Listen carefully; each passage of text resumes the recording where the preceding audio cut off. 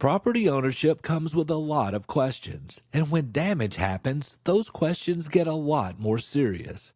Restoration 101 is a resource for property owners, managers, and industry professionals who want straight answers about the restoration process, the insurance process, and how to make smart decisions when it counts.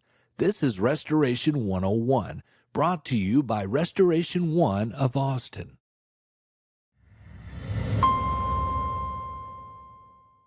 You get up in the morning and unknowingly your toilet has been running all throughout the night and there has been a drain backup and all of a sudden you are standing in a bunch of sewer water. You have no idea what to do. Believe it or not, that happens more than people think. And the whole goal of this conversation and to get this up and running is we're going to give you a breakdown on what you do in that scenario.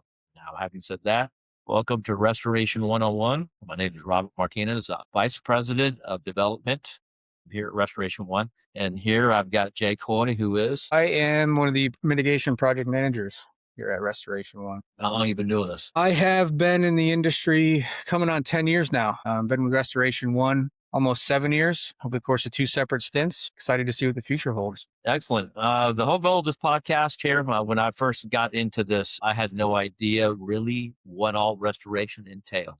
And so the whole goal of this podcast is to educate everybody here on what exactly makes up the restoration process. Restoration is made up of 2 different processes. There's mitigation, which is the removal of the affected material, setting up drying equipment to dry it, and then there's the reconstruction portion of it, which is set there. So to go back on what that scenario is, with you get up in the morning, you had no idea that the toilet had been running all night long. And then the next thing you know, you've got sewer water that has backed out throughout the course of the night, and you don't really know what to do next. Jake, what is the process that needs to happen from that point on? Well, I think after the initial panic is over, so I think that's everybody's first reaction. Yeah. Is holy shit, there's shit everywhere. What do I do next? So I think there's the first thing people are going to do are panic and run around the house looking what's wet, what's damaged, how far did this go? I think the next logical step, and really the next step in that progression, needs to be getting somebody on site to locate and repair the source, figure out where that water is coming from. So the first rule of mitigation is to identify and address the source. Correct. So I guess from a homeowner's perspective, the best thing that a homeowner should know right off the bat is where their water shut off. That would be a good place to start. Okay. Believe it or not, most people have a hard time actually knowing what a water shutoff valve is and also where it actually is. And so where do you typically find a water shutoff valve? I'd say in most places, especially in these master plan communities, it's going to be somewhere near the road, next to the end of the driveway, somewhere in the front yard. I've seen them in some rural areas where, it's a couple 100 yards away from the house. I think in those situations, people are going to know where that is if they're living that far out away from everything. But generally, it's going to be end of the road, end of the driveway, near the street. So after the water has been shut off, then the homeowner reaches out to a plumbing company to identify and address the source of the leak. Typically, you run us through a process. What happens after that?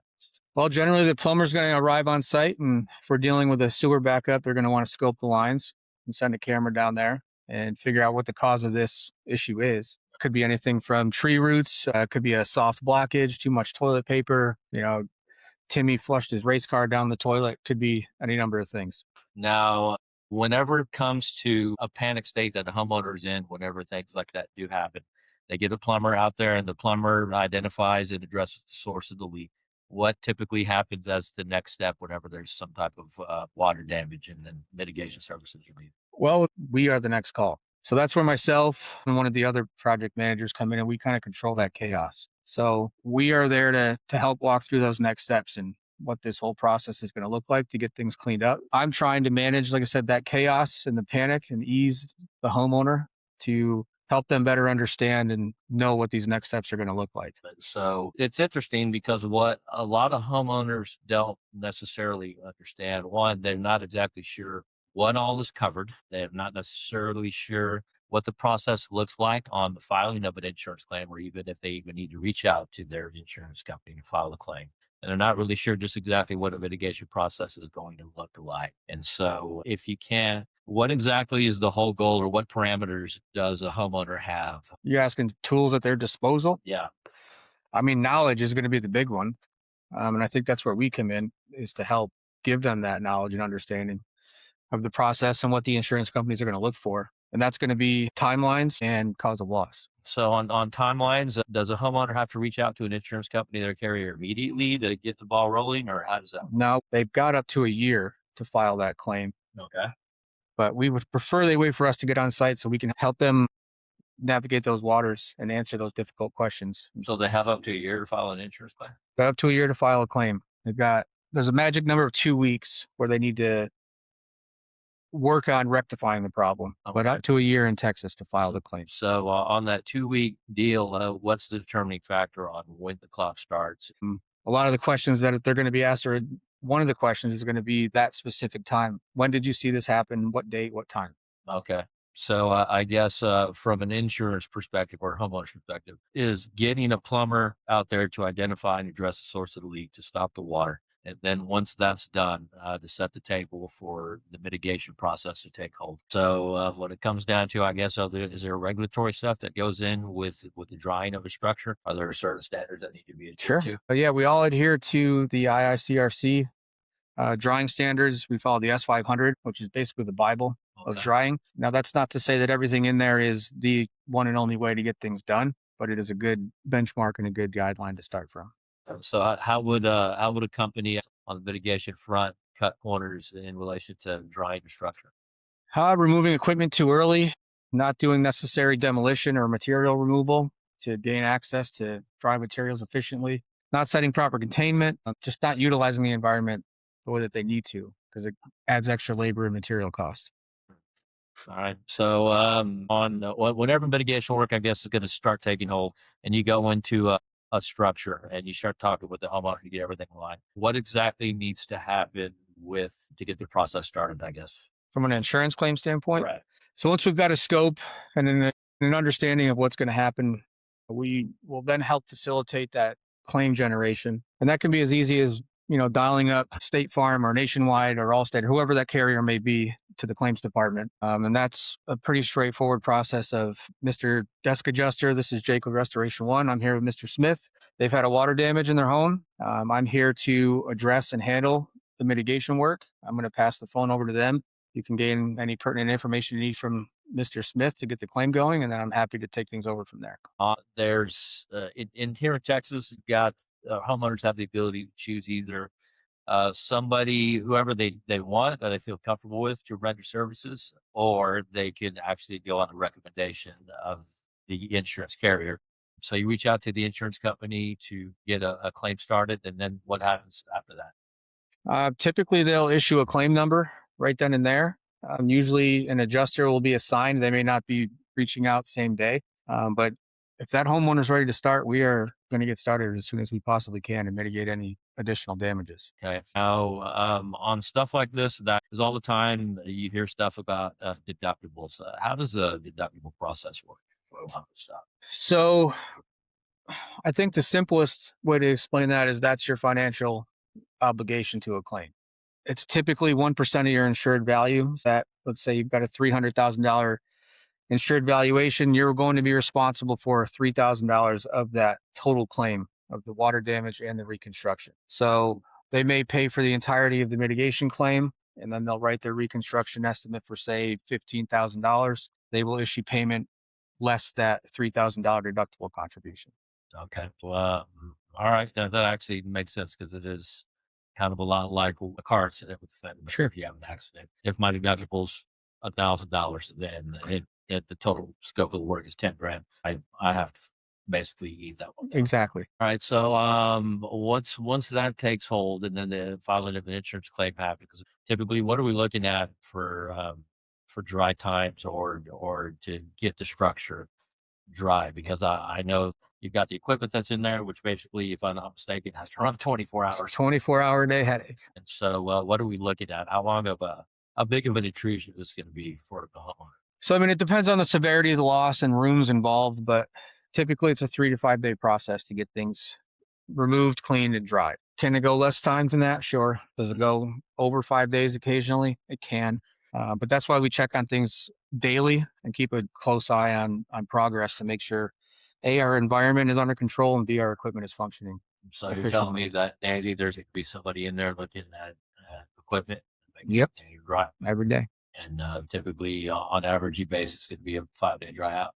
That's the average. Okay. The average. Okay. So tell us about some of the hiccups that you have with insurance carriers and some of the pushback that you may get on the mitigation side. So I think one of the big hangups that I deal with is a coverage determination. That's something that used to happen quickly, but homeowners want to know if they're going to be covered. They want to know what their contribution is going to be. Are they going to be on the hook for this entire invoice? So that's one of the big hangups I deal with is homeowners wanting that coverage verification before we get started. From a homeowner's perspective, if an insurance company is giving me a claim, that I would be under the assumption that it's going to be covered. Not necessarily. That's where the gray area is. That claims department is not making coverage determinations. Okay. That's got to come from the adjuster. Okay, so it's going to get assigned. So that claim generation has no bearing on coverage whatsoever. So what are typically, I guess, the timelines that whenever they do your confirmation? For a responsive adjuster, 24 to 48 hours typically. I've seen it take as long as a couple of weeks. So on average, what are you looking? 2 to 3 days. So 2 to 3 days. So if I've got a water event, a failure that has happened in my house that has caused a water event and damage, I've had a plumber come out and address the issue. I've had you come in to give me a scope of work to get mitigation started. I've reached out to my insurance company to open up a claim. They've given me a claim number. We want to get the work started, but I still don't know if I'm going to have coverage or not. And if it takes anywhere from 2 days to, say, a week, what is a homeowner kind of supposed to do at that point? Be the squeaky wheel, badger that adjuster, send emails, make phone calls. The more they can be involved in that process, the smoother it's going to go. Yeah, because ultimately the restoration company isn't the homeowner. Correct. So we can only do what we can do for the homeowner. That homeowner being involved and having skin in the game, so to speak, it goes a long way. It can be highly frustrating, especially as a homeowner. You go, okay, if I had a failure in my house, and I've got an insurance company that my carrier is kind of dragging their feet, and I've got a house that's in disrepair for now a week. We still don't know if mitigation is going to be covered or not. And so when you think in terms of what this could potentially cost on a denied claim, that's kind of a high stress environment because there's some potentially big dollar amounts on the line if it's a denied claim. Yeah, it certainly can be. But I think that's where documentation comes into play, paper trails, making sure communication is done via writing. So take us through your process on what a mitigation job would be like. Is it like a kind of like a demo thing, or how does it all work? I mean, it's going to depend on source of loss. Ideally, as little demo as possible. We want to salvage this as much as we can. We're a restoration company, not a demolition company. Okay, so what makes a determination on what gets removed? Is it what's that type of loss? So currently I'm working on we'll say sewer backup. So grossly contaminated water, which in turn is going to require everything that's non-structural to be removed. Oh, is sewer water, or are there different processes involved with mitigation if it's sewer water versus some other kind of water? Yeah, there's going to be additional cleaning steps taken at the completion of all the material removal.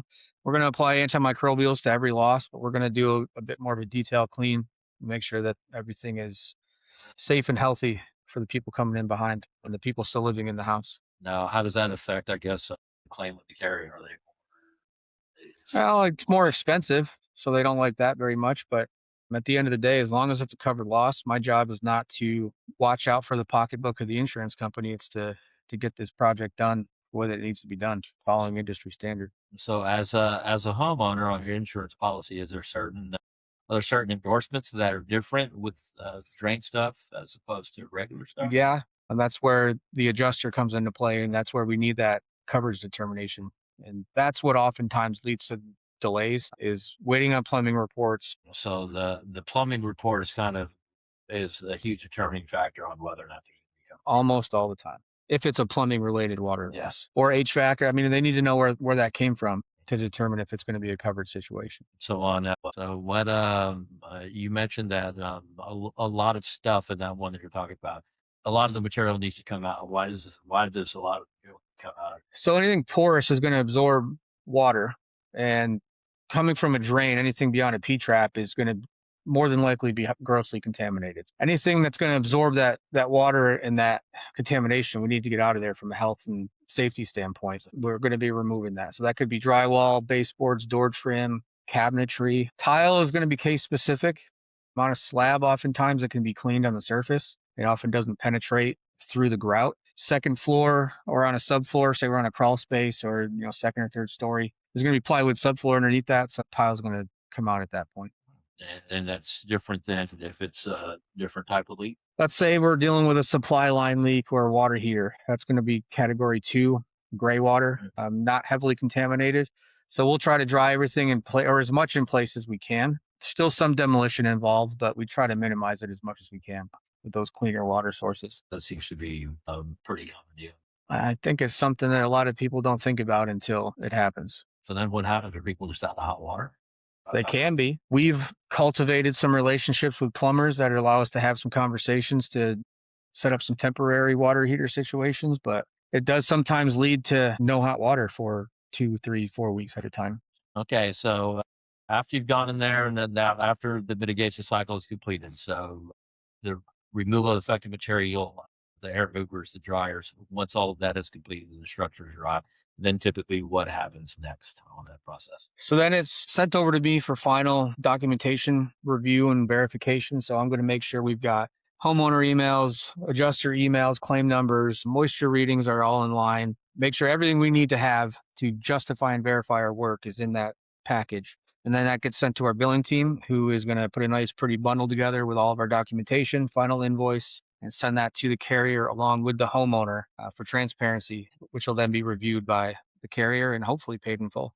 And typically, what are we looking at on timelines between after that process is completed and you get all the documentation buttoned up and then submitted to the insurance company? Typically, what are you looking at for payment timelines? That could vary. We had one recently that paid in full within 48 hours of being submitted, and we've had some that could go on for 2 or 3 weeks. It's going to depend on the situation, depend on the adjuster, really. So typically, whenever you see extended periods before payment happens, is there typically going to be pushback at that particular point in There time? can be. A lot of it's pricing related. So we get a lot of pushback on equipment decontamination, labor hours that are spent for moisture checkups specifically. On the next steps to get it in line for reconstruction, what does that look like? So once I send it to the billing team, just kind of answering any questions that they may have lingering and helping facilitate that passover as much as I can. Okay, because as a homeowner, I'm going to want reconstruction to kind of start Sure. ASAP. Yeah, they want it the next day. Our requirement is going to be mitigation paid in full to get that reconstruction Before process started. And for sure. with restoration, just in general, the two parts of mitigation and reconstruction. Those are two different departments within the insurance company, two different billing processes that go through. So you want to have that first one finished before you move on to that. Yeah, because they like to pay partial payments, I guess. Mhm. They'll write a recon estimate prior to us even finishing the mitigation and issue, we call it undisputed funds. So a lot of times homeowners say, hey, I'm sitting on a check. I want to start my reconstruction, which is fine, Right. but we still need our front end invoice paid before that can happen. All right. So on the documentation side, there's kind of a general rule. You're only as good as your documentation. If you can't document it, then it never happened. Basically, all my deals with insurance companies, they're looking to see if you do have that documentation or not. Because if you don't, then you're kind of SOL. Yeah, if there's no note or no picture, it didn't happen. Well, we always tell our people there's never too many pictures. There's never a bad picture. Take more than you think you're going to need, because that's all going to be sent to the insurance company and it's all going to be sent to the homeowner. So if there's ever any question of did we do this, did we do that, I can almost always point to mitigation bundle page 57, pictures 38 through 40, or whatever it may be. And they can typically find the answer they're looking for right there, which helps speed things up on the back end, typically to get those things paid and move into that reconstruction phase so we can get this thing back to pre-loss condition as quick as we can.